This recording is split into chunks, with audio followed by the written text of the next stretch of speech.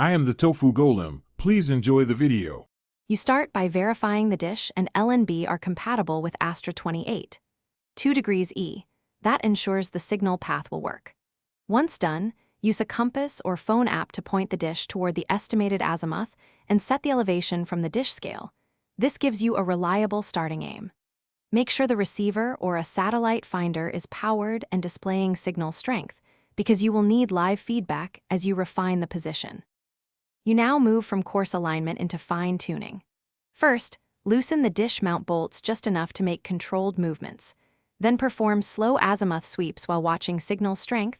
You want the first rising bump. Once detected, hold that heading and adjust elevation up or down to maximize the meter. After locking the coarse bolts, make micro adjustments in tiny increments to find the peak, because precise positioning yields the stable, highest quality carrier signal you need.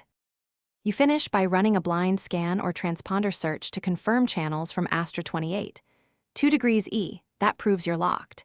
If you see weak or no signal, check for nearby obstructions, verify LNB skew angle, and inspect cable and connector integrity because losses there are common. Once the signal is stable, tighten mount bolts, weatherproof the cable joints, and save the satellite in the receiver. Troubleshooting tip: if signal drifts, recheck mount stability and retune LNB skew before reseeking.